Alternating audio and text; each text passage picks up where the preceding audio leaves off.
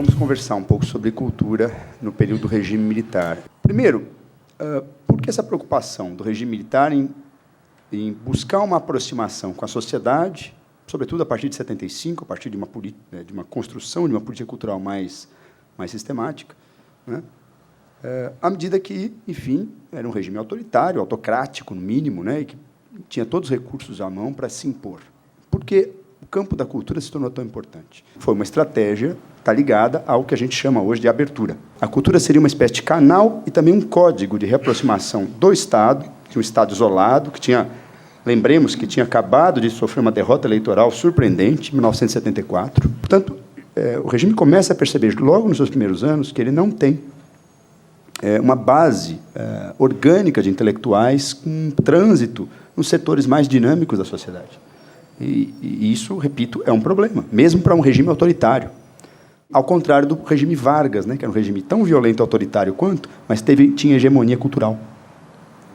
Né? Você tem que parar para pensar nisso.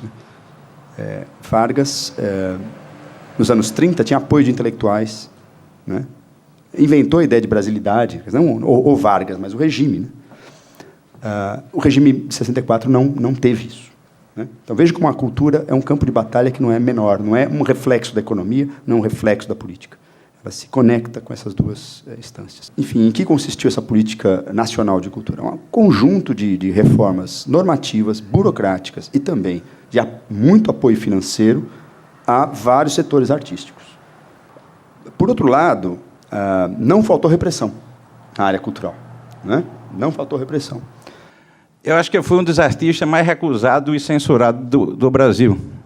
Nos salões, eu acho que junto com o Barrio e com o Cildo, que são dois caras, né, que lutaram bastante. Entre os artistas, para mim, são dois dos mais importantes desse período, pelas ações, pelos trabalhos que eles fizeram.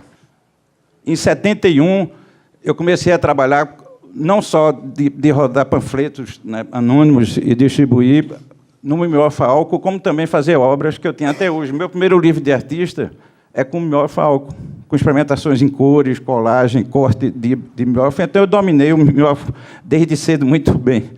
E, naquela época, era mais perigoso você ter um mimeógrafo do que uma arma. Os mimeógrafos eram obrigados a serem registrados na polícia. Eu acho que muita gente não sabe disso. Se pegasse uma pessoa com mimeógrafo sem estar registrado, era preso, entendeu? Por causa das panfletagens. Com o Guerrilheiro, que foi um trabalho... À medida que ele foi censurado, a gente fez um movimento no Recife chamado Mediarte, que era arte do meio, e a gente editou livros, e ele foi capa de um dos livros, e então, em calendário, então eu procurei divulgar esse trabalho o máximo possível, porque eu não sabia até que ponto eles iam invadir minha casa e destruir obras, como foi feito uma vez, entendeu? Eu pichei a arte não pode ser presa no muro do museu, instante antes da abertura. Eles mandaram raspar de imediato, o que acentuou até, em algum aspecto, a leitura, acentuou a leitura da minha frase. Né? No dia da abertura do Salão de Estado, a atitude do artista, a atitude do museu, 77, 78, o que é arte para que serve, onde eu fiquei durante 2 horas numa vitrine e depois saí pelas ruas do Recife. Esse trabalho chama A Arte Será Sempre um Peso na Consciência do Poder.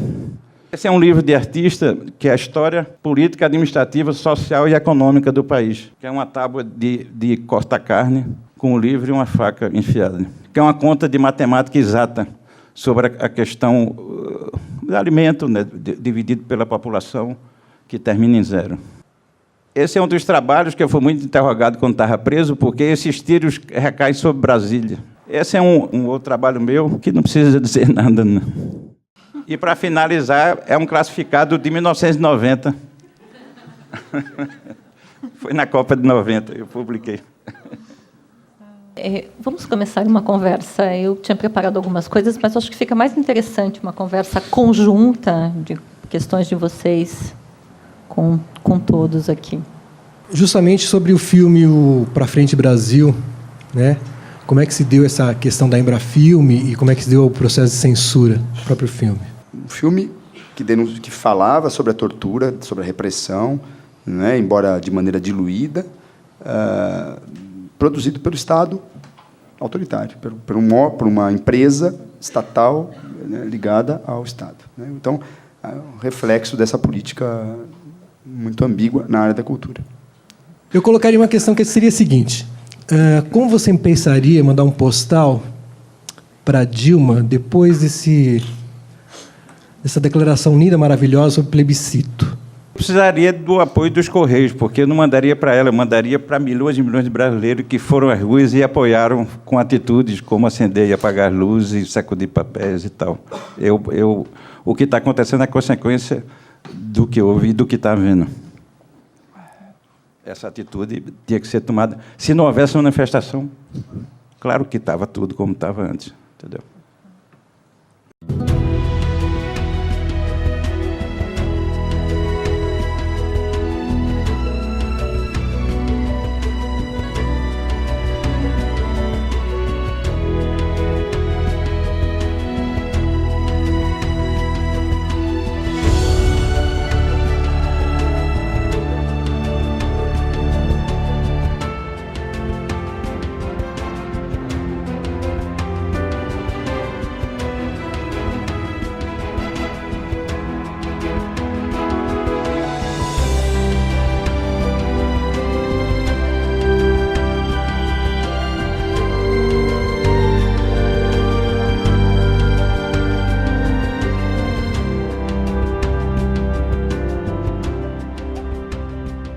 Elejam um trabalho de vocês, que vocês acham que tem maior participação do público de uma maneira mais crítica. A gente tem criado uns jogos que eles estimulam o senso crítico. Foi uma maneira dinâmica que a gente resolveu de criar debate. É incrível ver essa capacidade sedutora que os jovens têm com os jogos, mas são jogos críticos, jogos que você caminha, se você expor sua opinião. Vocês acham que a arte pública gera a política? Ou a política gera a arte pública? A arte pública gera política, às vezes, né? Política gera arte pública, também às vezes. Produção cultural e educação têm que vir juntos, senão fica deslocado. Qual ação que a gente pode ter que seja mais efetiva no sentido de criar uma fricção com relação, uma fricção ou um problema mesmo com relação à atuação do Estado apoiando a iniciativa privada no centro de São Paulo nesse momento? Essa questão está na nossa pele, assim, a gente está sentindo ela, né? O que seria uma saída mais efetiva, sei lá, né? Mas acho que dá para só pontuar uma situação, essa relação de arte, Estado e tal. Alguns grupos fazendo um cortejo contra a virada cultural, né, um cortejo da morte do centro, e outros grupos que estavam ali juntos, indo na virada cultural, ganhando dinheiro, né, do primeiro ano aí do governo Serra, e também lá na ocupação, e quer dizer, isso apareceu claro ali, né? E assim, eu sou artista atuante da cidade, sou grafiteiro e artista plástico, e acompanho bastante de perto a cena aqui em São Paulo e com tudo que vem acontecendo. Eu acho que aqui a gente não tem, junto ao Estado, uma liberdade ou um espaço para a apresentação dos trabalhos, principalmente se ele tiver um contexto político. Acontece em São Paulo, a gente vive a lei do cinza, que apaga muito trabalho. Os últimos trabalhos que os gêmeos vêm fazendo na cidade com um contexto mais político, apesar deles terem um vínculo muito grande, fazendo trabalhos grandes para o Estado, o trabalho dos caras vem sendo apagado, os trabalhos com contexto mais político. O Estado é autoritário. É autoritário. É autoritário. É autoritário. O que é um Estado autoritário? O que é viver sobre o regime militar, que é realmente ausência de liberdade? E a gente vive num sistema democrático. Né? Claro que existem ações, né, violentas, a gente acho que tem que situar. Estado, qual é o estado do Estado? Qual estado a gente está falando? De você ir ocupar um espaço público com arte e receber um outro tratamento. Não sei muito bem como é que funciona, mas eu acho meio elitizado quando você tenta fazer uma exposição ou demonstrar um trabalho que o que eu vou fazer para mim agora é jogar tudo isso numa produção artística no meu ateliê, vou colocar isso tudo lá. Mas onde que eu posso colocar essa exposição depois, por exemplo? Eu gostaria que fosse um espaço público, não um espaço privado. Seria importante também, eu concordo com você que o circuito realmente ele o institucional não tem muito espaço para uma arte mais de crítica social, não tem, o nosso circuito de arte não tem, é pouco. Eu acho que a instituição pública ela tem que ser batalhada para ser um espaço da autocrítica social, ela não é só um espaço para ficar corroborando a questão do mercado. Tem um livro do Hans Hack, com Pierre Bourdieu, que é livre troca, e eles falam muito disso, assim, que o Estado tem que ser batalhado para se defender na sua função pública. Bom, queria agradecer a mesa, que eu acho que foi bem legal, né? Agradecer a plateia, a Fabrícia, a organização. Tivemos aqui essa amostragem multifacetada de relações políticas e arte contemporânea. E é isso. Boa noite. Boa noite.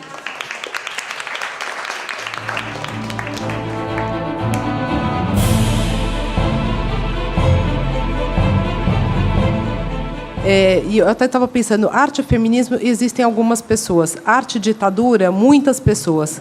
Agora, arte, feminismo e ditadura, nenhuma pessoa, né? Então, realmente, acho que é um campo muito fértil, tem várias coisas a serem estudadas.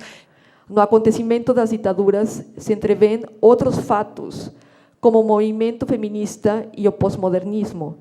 Quando terminam as ditaduras, o estigma do AIDS também se faz presente na arte e na cultura do México e do mundo, percebendo que, em muitos casos, na arte, e não somente na arte brasileira, a ideia de criação ou processo criativo leva a justificar a produção artística como um processo espontâneo e onde se evidencia a ausência de um pensamento crítico.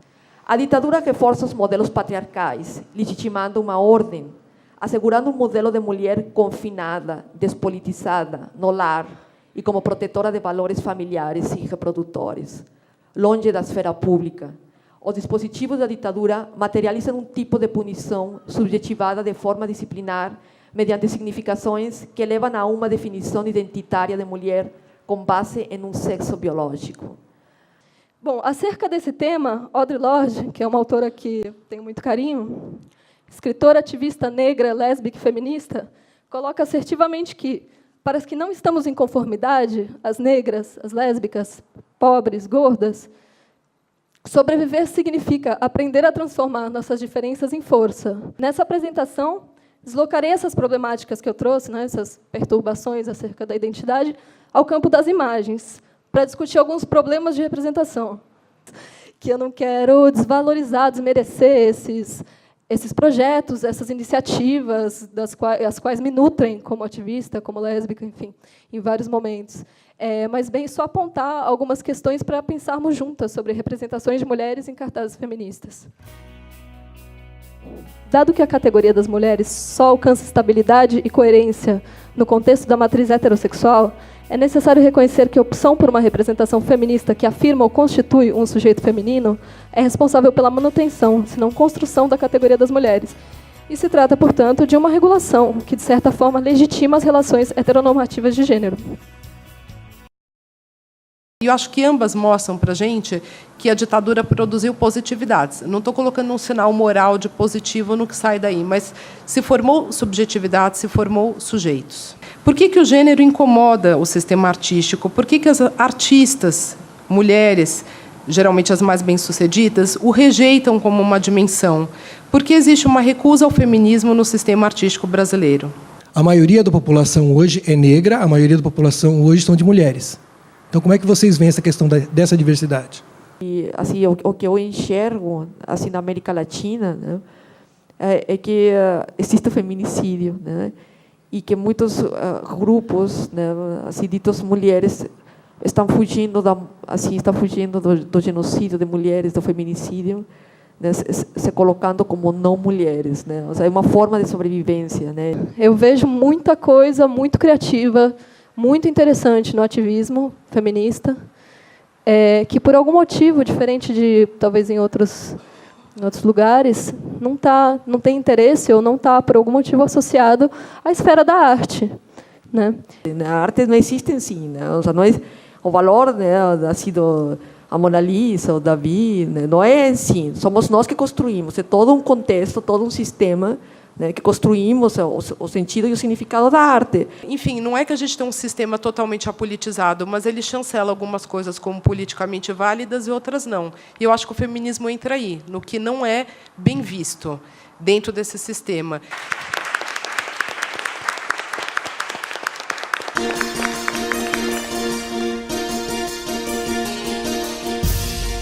Quem controla o passado, controla o futuro. E quem controla o presente, controla o passado, como afirma George Orwell.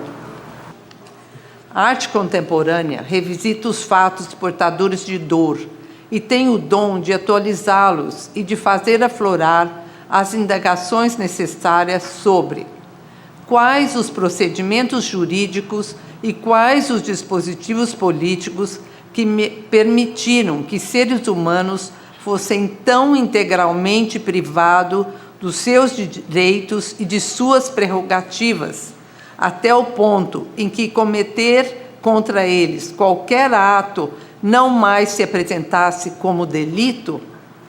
A arte é, ao mesmo tempo, instrumento e fruto da legibilidade da história, sendo esta, a história, o único tribunal de justiça que a humanidade atual, ela própria passageira, pode oferecer aos protestos que vêm do passado.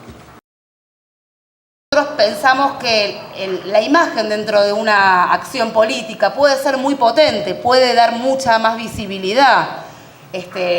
Consideramos que en general las propuestas políticas o sindicales, por lo menos en nuestro país, eran muy aburridas, mucho texto, no había mucha imagen, no eran pedagógicas. Nosotros pensamos la imagen como algo pedagógico, cómo poder comunicar a otro algo de una forma creativa. Y ahí es que nuestro trabajo empieza a hacer.